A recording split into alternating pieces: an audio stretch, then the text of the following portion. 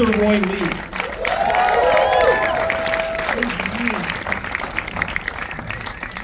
So nice to see you. Oh, guys, thank you so much for joining us. Thank you so much for joining us. I feel like I need to catch my breath. I know, yeah. This was our second time seeing the movie, and Yeah. I feel like it was even more impactful this time. It honestly was. Like, we saw it the first time we had a screening, to prep for this. We saw it just the two of us, three of us. We saw it was like a private thing. Mm-hmm. And I think seeing it with a room full of people, I felt like out of breath by the end. I think just being surrounded by people made it hit a lot harder. Seeing the reactions, and Yeah. especially to the end, where I think a lot of people were maybe familiar with the book's ending, so being taken by surprise by the drastic change. Yeah. Yes. I don't know if this is on. They're saying hello. No. Great. Oh, hey, that's me. Look, I don't know about you, but I'm shaking right now. I'm equally as emotional. It gets me in my gut every time. There's JT. He's testing, and it was so cool to watch. I was standing right over there. I was watching you guys react to this, and it was so cool to see how invested you all were in this movie. And you can't help but be part of this walk when you're watching this film, right? Don't you feel like you were part of it too? And to cast somebody who makes Stebbins mildly likable is a big fucking deal. So, kudos to Garrett Warren wearing that. That's like amazing. I think the work you did makes that character so empathetic, and it meant a lot to see that brought to life in that way. Yeah. Before we started, I mentioned that this was always one of my favorite Stephen King books. I read it as a kid. People may not be surprised to hear that I actually would write down who died when, kept a little kill list while I was reading the book. And so since I was a kid, I wanted to see a movie version of it, but it was pretty clear, even as a kid reading it, that this would be a very difficult book to turn into a movie. And I know that they've been wanting to do it for a while. I was going to say, this had a famously troubled production history. This was a really difficult one to bring to screen. Like, how long had this been in production? Like, for years, I think. Oh. Is there a little button there? Finally, an opportunity to help Roy Lee with something. I've been in development with other people for decades. Yeah. And I got it like right around when the strike was, like within 2 years of getting the rights and filming it, we're done, I guess. Oh, that's really fast then. Okay. Roy goes fast. He really does. He gets it's crazy how he puts things together and they just happen. I auditioned for this initially 4 or 5 years ago, a different company entirely, and I believe the boy who was cast as Stebbins is sitting right there. Hi, Devin. Wow. And it's That's weird. isn't that cool? We're good buddies. And the fact that we were able to bring this to life, and Roy was able to spearhead this production and like get this made, and JT did a fantastic job adapting the novel. Who here has read the book? I saw your reactions to the ending. How crazy was that, huh? He took this source material and kept it true to its nature, but also elevated it in a way for the screen to make audiences, both of fans of the book and new audiences, made it really engaging for all of them. Yeah, do we want to read a little bit from the book? I thought we could do something kind of different from a typical Q&A. I was wondering if this would be okay with the three of you. I picked out a little passage from the very end of the book, because I think our audience would be very surprised to hear how different the very end of the book is. I would love to hear Garrett read a little bit of the end. Totally. Wow, yeah. Thank you, Garrett Reed. Thank you. And then Roy and JT. And then Roy and discuss. JT, I would love to hear you talk about Yeah. the changes made with the ending, because Stephen King famously, it's very difficult to adapt, especially his endings. They are very difficult to bring to the screen. Here, I will grab. Yeah, it almost reminds me of The Mist, where famously I Stephen love King. Daramont's work on The Mist. Yes, And- and that's an ending amazing. where King infamously himself. Stephen King is like, why didn't I think of that? Well, I have to say, like seeing Stephen King's interviews, like when I talked to Francis about this idea about changing the narrative, the narrative DNA, but not the emotional DNA of the ending, we had to run it by Stephen King. And I was a little bit nervous until I saw an interview with Stephen King about The Mist. And I realized even though he has every right to be precious because he's the most famous living writer we have, he isn't. He lacks ego, and he said that he liked the ending of The Mist better than his own. So I was like, maybe he'll dig this, you know. Just to And cue he this did. up, the ending of the book, Peter is actually he goes, and then it comes down to Stebbins and Garrett. Sorry, Garrett. Yeah. It's okay. It's okay. I'm still very I know. grateful for the opportunity. Yeah, I wonder if you were like, oh, you mean my character goes out early? I got bronze, baby. baby. Well, look, let's get into this then. This is the audiobook recording. Here we go. We're reading the end of the long walk. Look, so Stebbins turned and looked at Garrity with huge floating eyes that saw nothing for a moment. Then recognition came, and he reached out and clawed at Garrity's shirt, pulling it open. The crowd screamed its anger at this interference, but only Garrity was close enough to see the horror in Stebbins' eyes. The horror, the darkness, and only Garrity knew that Stebbins' grip was a last despairing reach for rescue. "Oh, Garrity," he cried, and fell down.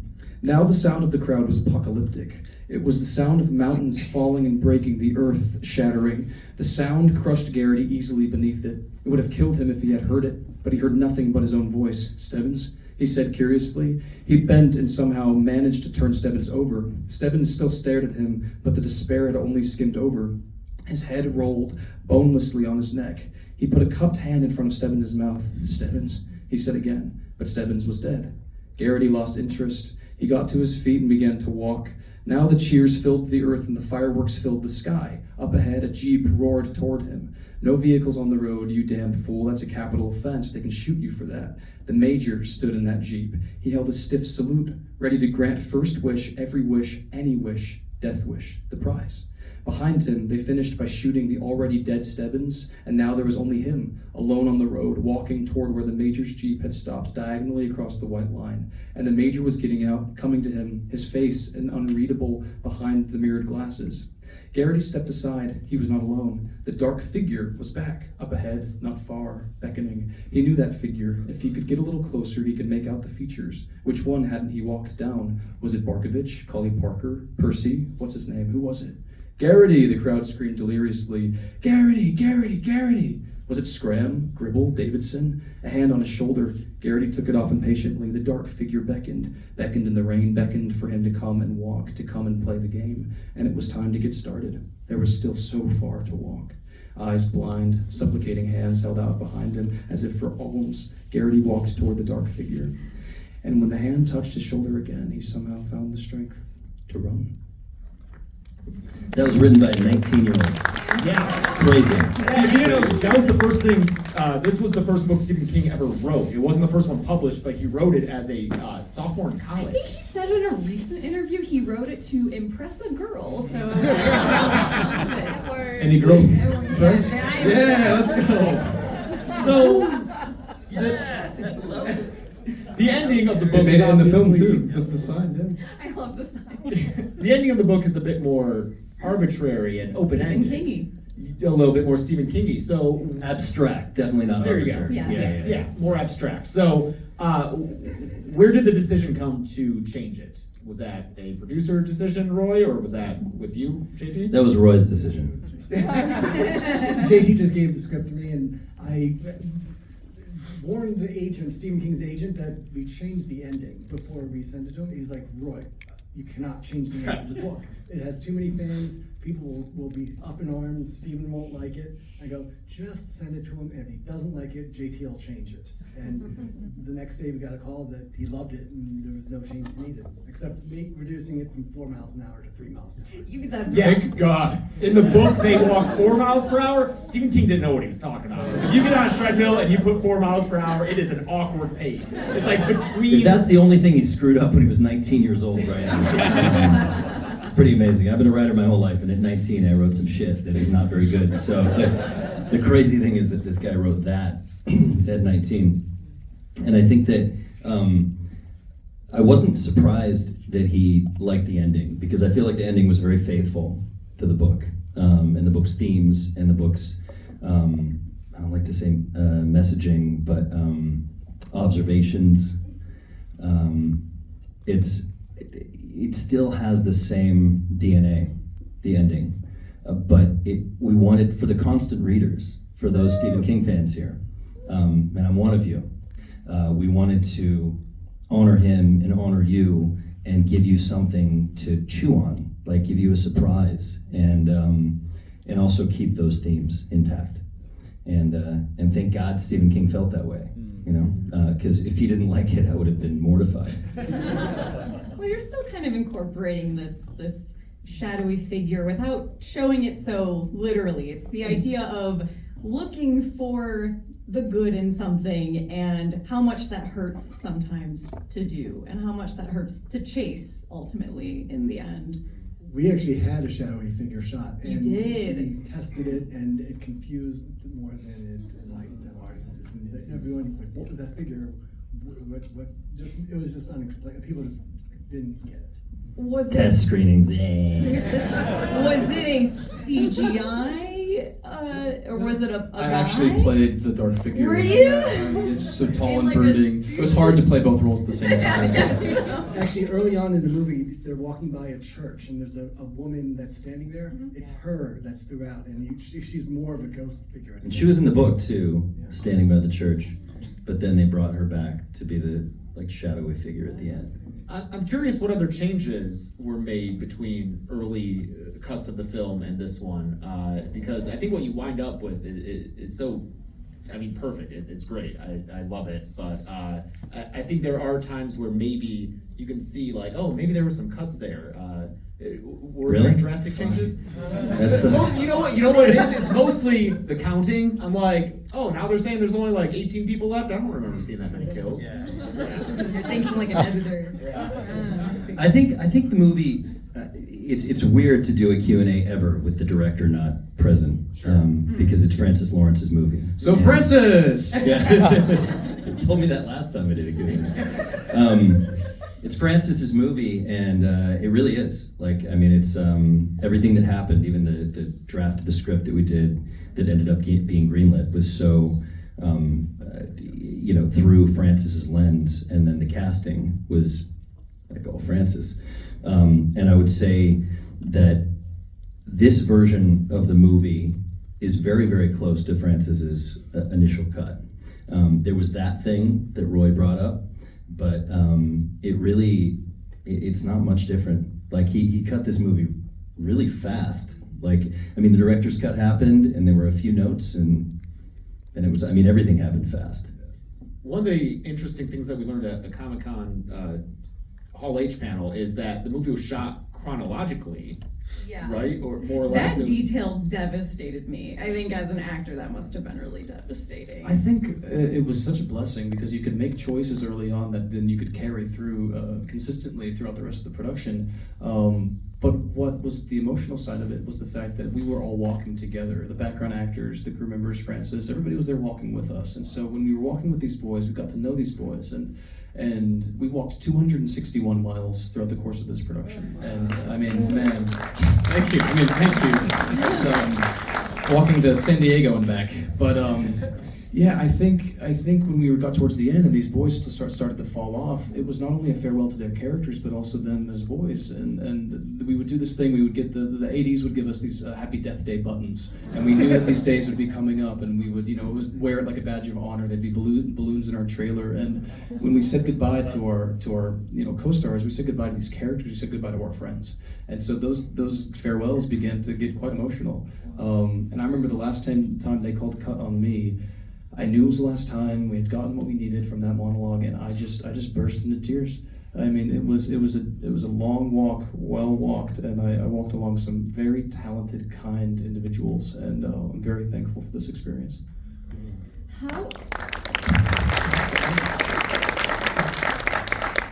How early on in production was that choice made to shoot chronologically? Was that a choice made by you out of? That was one of the things Francis told me early on that he wanted to do. He wanted to do a low budget movie that shot chronologically, and for him, 20 million was low budget. Everything's Right, relative. coming from Hunger Games, it's like, Yeah. wow, that's, Very low. Right. And where was it shot? Remind me. Winnipeg. Winnipeg. Okay. Yeah. Nice, all right. You know, initially I thought we were going to be walking on like some sort of treadmill situation, and there was going to be like an LED background, and you know, we'd be in air-conditioned spaces. But on our first table read-through, our AD said, "Hey boys, like, buckle in. Rain, snow, shine, day, night. We are doing this regardless of the conditions. We are equipped to make this happen. Our cameras were all on go-karts. Our sound team go-karts. Our hair and makeup team. Everybody's mobile. Our crafty, everything. So we could continue walking for an entire mile and do an entire take, and then reset and do it all again." I mean, they physically changed throughout the movie, and it was You can not see us makeup. lose weight. Yeah, like people lost weight, people looked tired. I mean, they physically changed, and they mentally changed as well. Were there any injuries, even like minor sprains? Or I don't want to like gross anybody out. Rank, shout out to Damon who played Rank, that kid who skinned his face. I mean, just wonderful. yeah, His that first face skin movie, is gross. so good. His first film, and I'm such a fan of his. And we were all walking. This was the day that he was, you know, He was really good. He was great. really good. And he was like, "Hey guys, wait 1 second. I think I got something in my shoe." He pulls off his Converse, and his socks are filled with blood. Filled. And we all had blisters, we all had bruises. I mean, those limps that you saw towards the end, those were all real. I was not acting. It was brutal. I'm a work hard, recover hard kind of guy, and it was like a spa treatment every weekend for me. There we go. Nice recovery, right, Garrett? That was great. Oh my God. Your poor wardrobe department. The end of every day, just like, thank you so much. Thank you so much. Here's Giving my all the sweaty underwear. socks Thank you back. so much. That's great, thank you. Yeah, you mentioned the physical changes, and one of the things I noticed is like the belts that they're given have all these loops because the characters are going to be losing weight too during this process. But it's just one of those small things that isn't addressed, but when you're watching it, you just pick up on. And I love that about the script is that there's so much that is it doesn't over-explain things. Like even the setting is a little bit ambiguous. I know that King wrote this, in the late 60s, early 70s? Yeah, it would have been during Vietnam. Yeah, and it was heavily inspired by Vietnam. So does the movie also take place in the 70s? It seems like it, as far as like the cars and everything goes. We talked about how we were going to do that, and Francis wanted to make the movie take place like out of time. Yeah. I think it was a great idea. As if at some point in U.S. history, like a major thing happened that was different than we're used to. Like there was a war that wasn't won. And so that's why there's sort of a weird mishmash of things from times before, but then there's behavior, like modern behavior, and so it was his idea, and I also, it was really important to me not to over-explain or get into too much backstory or exposition, and Francis really wanted to do it that way, and I think that's what really kind of separated this from his other films. I feel like even though it's got similar themes to a movie like The Hunger Games, it's a very different movie, and it was about the characters and those interactions, and it's, you know, all the things happening in it are representative of something, and getting into the minutia was never important to him, and that was a big, you know, that was very, very inspiring when I was writing the script. Yeah, I love that they just refer to the war. Like, we don't know if it's a fictional war, Vietnam, whatever. It doesn't really matter. That's not the important thing. Yeah. But at the same time, I love that the country they're living in is, you know, it's the United States, and it has the DNA of the US that was present then, present now. It's the major telling these boys, thank you for what you're doing. We're gonna see a spike in GDP after this. Like, thank you so much for your sacrifice. We can be productive and manly again. Thank you for your sack. I love his obsession with He sack. says sack. I feel like I love that you love that. I feel like it says a lot about that character. It does. I mean, it's that was a weird thing too, sack being in there. It really was, because I thought. Was it in the book? No, somebody asked me. There's a strange. It's hard to know where the book ends and the script begins at this point, because I read the book so many times and I wrote the script, and somebody was interviewing me a couple weeks ago. It was like, you know, sack's only used in the book a couple times, and like in the movie, it's like throughout the whole movie. And I was like, was it in the book? I thought I came up with that, and it was not in the book, but it just feels like something that guy. We all know that guy, right? But he's not really even a guy. He's a construct. He's an archetype. He represents something. And aside from the dark humor that is associated with the characters, there is a scene that you and Garrett are in where Garrett is like shut the fuck up, and I think it's so funny, and people are willing to laugh, you know, in the audience, which is great. But that character represents something so dark and so insidious that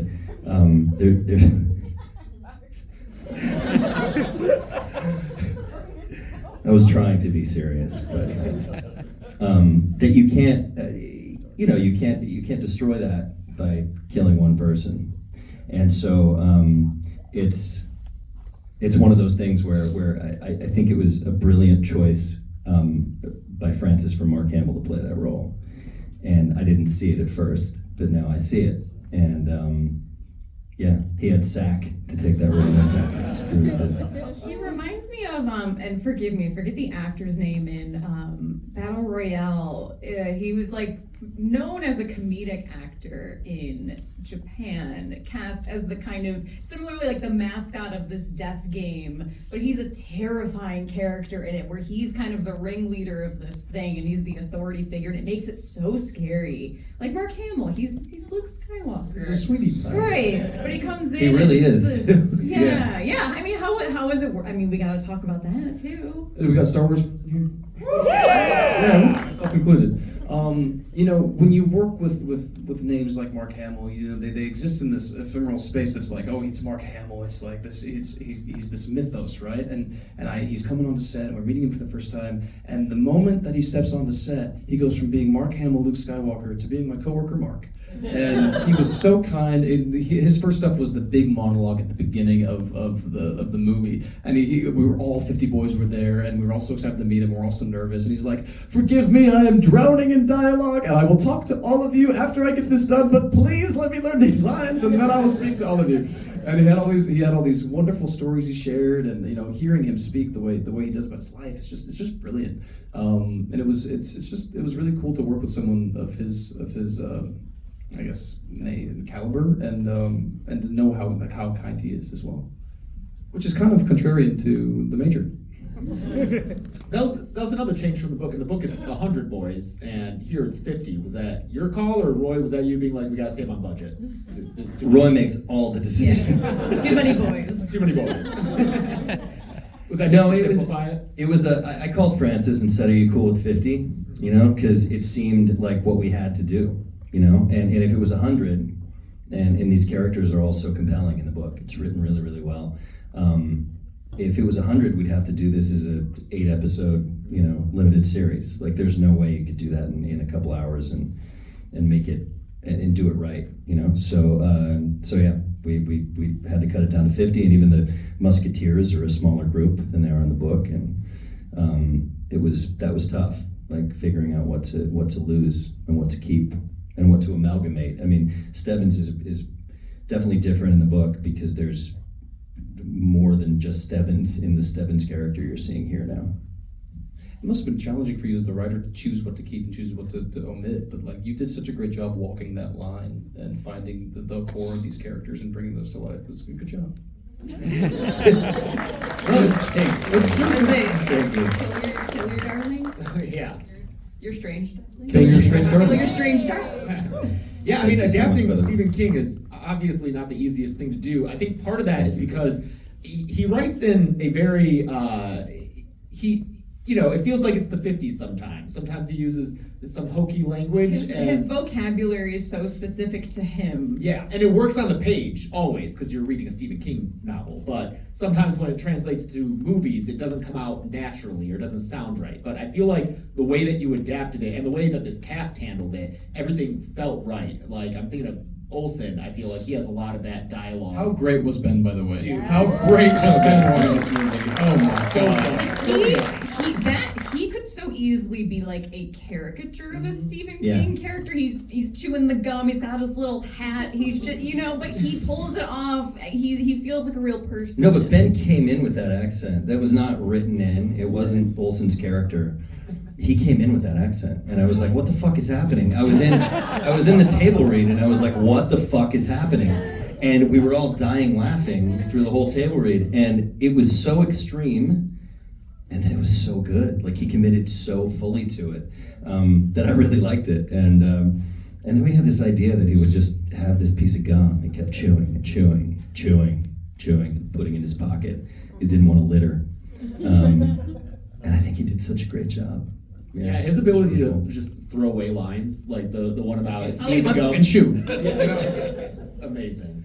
Was there? That was a Stephen King line. was great. Yeah. If he's 18, I'll eat my fucking shoe, something like that. But not with that accent. I mean, Was there room left for improv, or is all of it pretty Oh, much? majorly. I mean, to fill in, these tanks were really loud, and so we had a hard time like hearing each other. And so there were the moments where we kind of like felt the freedom to like explore, and specifically when things get more like physical and more intense. You know, there's a come on, man, like, you know, you're finding this groove together. And Francis was a big proponent of exploring these dynamics. And the dialogue would kind of shift day to day, and we would edit it in the morning, and we would figure out what works best as we went. And the Stebbins monologue, the script sucks, so they just had to figure it out. the script was incredible. But the Stebbins monologue, we actually had dinner the night before, and we kind of found new things to add to it, and it was changing and ever adapting as we went, because we shot chronologically. The third act has a lot of like improv or kind of on-set rewrites. And Banter too. Yeah, and for the most part, I really, really like it. I think Stebbins. For the most part. I think that Stebbins' death is like, I walked in today and was able to watch it, and it's his moment there is one of my favorite in the whole movie. I think it's and it's not just because he's sitting next to me. It's really, really emotional, and it's really, really heartfelt, and it doesn't feel, to me, it doesn't feel overly sentimental or syrupy when he's dying. It really feels. I love your rabbit speech, and there's lots of augmentation that happened there. They're not reading it exactly how it was written, and I think it's just really, really elegant and really beautiful. Like that scene, I loved it, and there were changes there, and I liked them a lot. Another thing that I think is just barely subtextual in the movie, and I know it's something that fans of the book have read into. Was it intentional, I'm assuming, to have some hint at a romantic relationship between Peter and Garrity? Because I think a lot of people, they're going to say there is, and it seems like it's me. What do you think, Roy? I hadn't thought of that, but sure. Trust me, the internet has. Yeah, the internet. So the fanfic is wrong. I'm not the director of the movie, and even if I was, I don't like to explain myself or explain the movie. But I love it that that's being brought up and asked, and I think that the movie's it's a love story. It's about love, and it's about loyalty and relationships, and losing people that you're close with, and like once you get to the end of it all, like if you worked hard to get all this money or whatever, and you don't have the people you love around anymore, like what does it really matter? And so that central relationship is so important to me and so important to the story, and that makes me happy that people, all have different ideas about the form of love they have for each other. Well, you compared it. And those of you who've read the book, like, probably really feel a certain way about it, and there's all kinds of moments in the film that kind of hint at the way they feel about each other, and I think it's a special friendship, and it's brotherhood, and it's many other things, Yeah, you compared it to like Lord of the Rings. A little bit. I mean, that's a bunch of guys on a very long walk. And it's,